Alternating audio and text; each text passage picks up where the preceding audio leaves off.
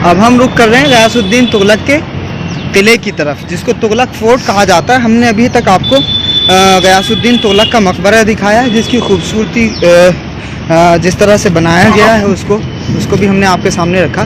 Tughlaq fort ये भी अपने आप में आर्किटेक्चर की एक मिसाल है हिंदुस्तान में, और आर्किटेक्चर को जब पढ़ाया जाता है हिंदुस्तान के आर्किटेक्चर को, इंडो इस्लामिक आर्किटेक्चर को, तो ये भी तुगलक फोर्ट भी उस सिलेबस का हिस्सा होता है।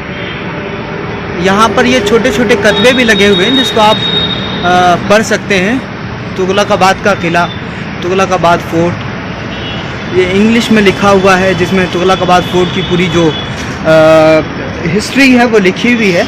यानी तुगलकाबाद, ये जो तुगलक फोर्ट है गयासुद्दीन तुगलक ने बनाया था, और जो तुगलक डायनेस्टी है उस डायनेस्टी का जो आगाज़ होता है वो ममलूक ख़ानदान की जो तीसरी हुकूमत है, यानी पहली ख़ानदान गुलामान की हुकूमत रही, फिर दूसरी खिलजी हुकूमत रही, और खिलजी हुकूमत के बाद में सिलसिला शुरू होता है लोधी सल्तनत का, और गयासुद्दीन तुगलक की हुकूमत का आगाज़ होता है। बीघों में फैला हुआ है ये किला, आप देख सकते हैं।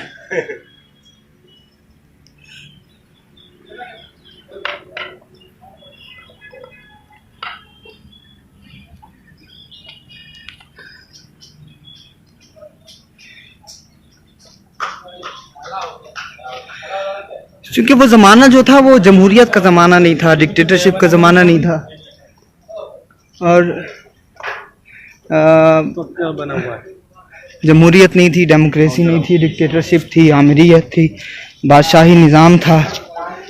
उस निज़ाम में चूँकि जिसकी लाठी उसकी भैंस हुआ करती थी, जिसका बूट मजबूत उसी की सरकार हुआ करती थी। तो उसी हिसाब से जो बादशाह थे वो अपनी जी तोड़ मेहनत करके अपने आप को सेफ भी करते थे, अपने कारनामे भी करते थे, आर्मीज बनाना, अपने डिपार्टमेंट्स को मजबूत करना, किस तरह से अपनी हुकूमत को ज़्यादा से ज़्यादा दिनों तक चलाया जा सकता है, वो सारी रणनीतियाँ उस ज़माने के बादशाह बनाते थे। यहाँ सबसे अहम बात ये भी है कि जो काम इन बादशाहों ने बादशाहत में कर लिया, यानी शहनशाही में कर लिया, वो आज की डिसिप्लिन हुकूमतें नहीं कर पा रही हैं। जो काम इन बादशाहों ने उस वक्त में कर लिया कि जब अधिकारों के लिए कोई संविधान नहीं था, ह्यूमैनिटी के लिए कोई कानून नहीं था, ह्यूमन राइट्स का कोई भी उसूल नहीं था, और इस तरह से डिफेंस मिनिस्ट्री नहीं थी, ये उस ज़माने में काम इन बादशाहों ने कर लिया जो आज की डिसिप्लिन गवर्नमेंट्स नहीं कर पा रही हैं।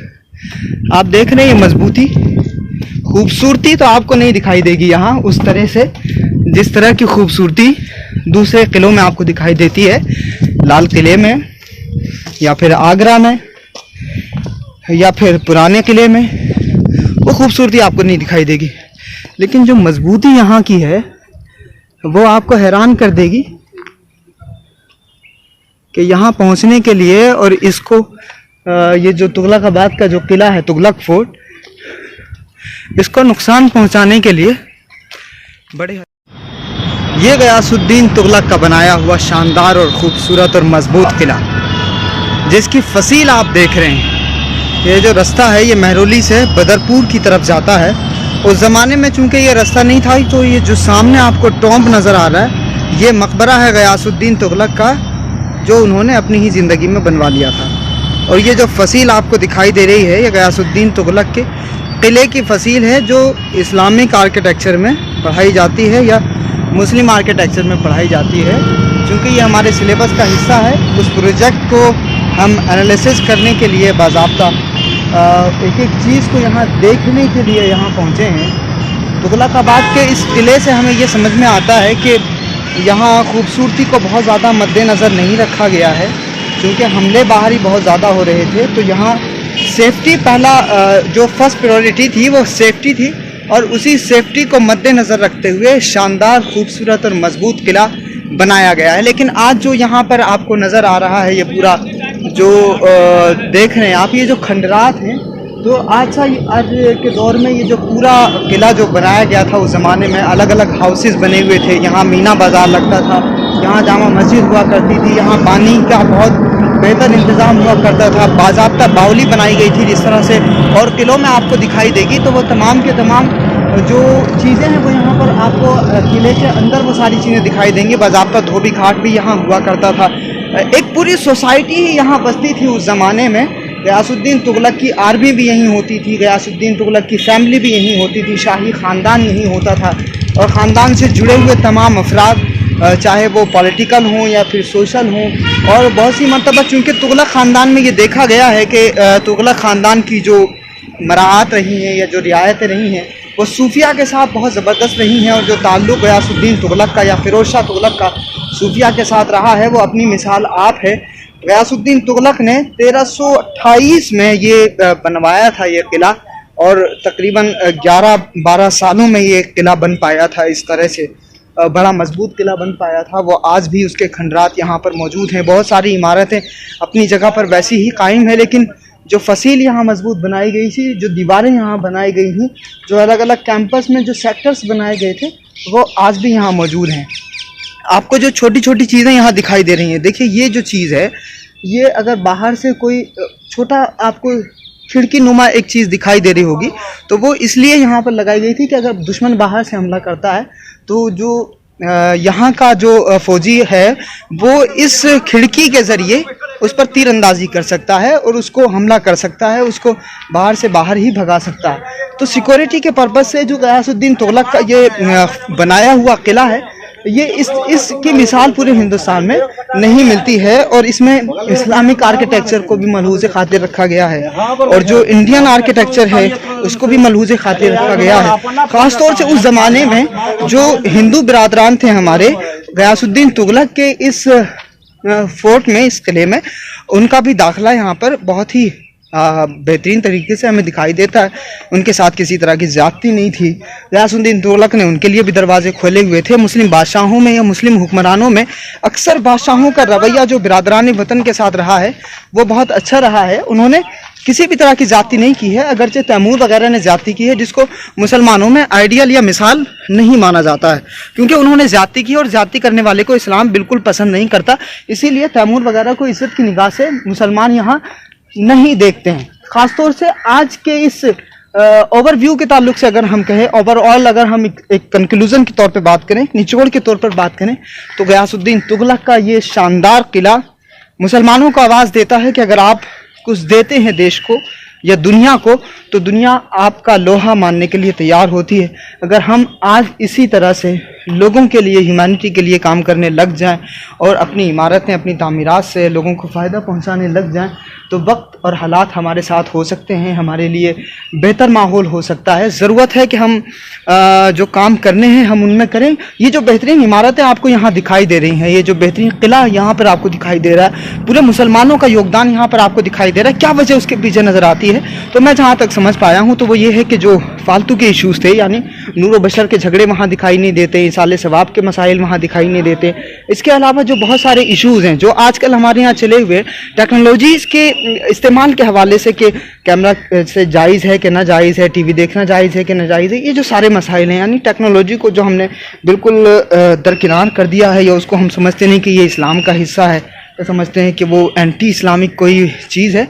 अगर इस तरह की मानसिकता है तो यकीनन ये हमारी पसमानदगी की बहुत बड़ी वजह है। और इन मुसलमानों ने, जिन्होंने ये किले बनाए, जिन्होंने ये इमारतें तामीर की, जिन्होंने ये शानदार लोगों के लिए कैंपस बनाया, इन मुसलमानों के सामने, बादशाहों और इन हुक्मरानों के सामने कोई इस तरह का कॉन्सेप्ट नहीं था। कुरानी वो आयत जिसमें कहा गया वसव्वरकुम फासन सुवरकुम लक़द खलक़नल इंसान फ़ी अहसनि तक़वीम, हदीस पाक में फरमाया गया इन्नल्लाह जमीलुन व युहिब्बुल जमाल, के अल्लाह खूबसूरत है और खूबसूरती को पसंद फरमाता है। तो इस तरह की आयत और अहादीस से मुसलमानों ने यह अख़ज़ किया कि हम अगर दुनिया को जन्नत बनाते हैं या अगर दुनिया को हम इस तरह की बिल्डिंग्स में, इस तरह की तामीरात में योगदान देते हैं तो यकीनन हम बहुत बड़ा काम कर रहे हैं। इसीलिए उन्होंने हर चीज़ का ख्याल रखा। आप देख सकते हैं ये तुगलकाबाद के इस किले का जो एक नक्शा आपको दिखाई देगा यहाँ, जिसमें पूरे तौर से ये है इस किले का नक्शा, जिस नक्शे पर यह पूरा किला बनाया गया है। क्योंकि इन बादशाहों, इन हुक्मरानों के सामने कुरान पाक की वो तमाम आयात जो साइंस और टेक्नोलॉजी और दुनिया को जन्नत बनाने की बात या दुनिया को बेहतर बनाने की बात, खुदा की इस खूबसूरत कायनात को मज़ीद बेहतर खूबसूरत बनाने की बातें कही गई हैं। इन बादशाहों, इन हुक्मरानों की तरबियत कहीं ना कहीं इस अंदाज में हो रही थी, इसलिए उन्होंने इस चीज़ को मलूज़ खातिर रखा। मीनार बनवाए, मस्जिदें बनवाई, हर जगह जहाँ किला बनवाया वहाँ मदरसे और मसाजिद का ख़ास तौर से इत्माम किया। अब ये तमाम के तमाम के लिए मुसलमानों को आवाज़ देते हैं कि फालतू के इशूज़ को छोड़ करके जो असल मसाइल हैं, भाई क्या वीडियो हम लोग का बना रहे हो, जो रियलिटीज़ हैं, उन रियलिटीज़ को दुनिया के सामने रखें। जो इश्यूज़ हैं और जो ह्यूमैनिटी के लिए काम है या जो इस्लाम के असल जो उसूल हैं ह्यूमन राइट्स के लिए, वुमेन एम्पावरमेंट के लिए, आरटीआई के लिए, मुल्क की सतह पर जो इस्लाम की पॉलिसियाँ हैं, उन पॉलिसीज़ को अपना करके अगर आज भी हम बेदारी अपने अंदर लाते हैं, शऊर लाते हैं, सलीका लाते हैं और इस तरह के काम अगर हमारे यहाँ होने लगते हैं तो यकीनन हमें लोग जगा देंगे और हमारी जो पसमानदगी है हम उससे उतर करके अपनी मकबूलियत की तरफ जाएंगे और अपनी डेवलपमेंट की तरफ जाएंगे, तरक्की की तरफ जाएंगे। इंशाल्लाह हम फिर किसी मौके पर किसी और तारीख़ी इमारत जिसमें आर्किटेक्चर का बहुत इस्तेमाल किया गया है और शानदार आर्किटेक्चर का यूज़ हुआ है और इसमें इंडो इस्लामिक आर्किटेक्चर की बड़ी मिसालें मिलती हैं, हम फिर किसी न किसी ऐसी ही इमारत पर पहुंच करके ऑब्ज़र्वेशन, उसका जो एक एनालिसिस है, जो ओवरव्यू है, जो आर्किटेक्चर की जो टेक्नोलॉजीज़ वहाँ पर इस्तेमाल की गई हैं या आर्किटेक्चर जो मॉडर्न आर्किटेक्चर है उसका किस तरह से इस्तेमाल इन इमारतों में दिखाई देता है, हम इंशाल्लाह आप तक वो ख़बरें पहुँचाते रहेंगे। फ़िलहाल इजाज़त दीजिए।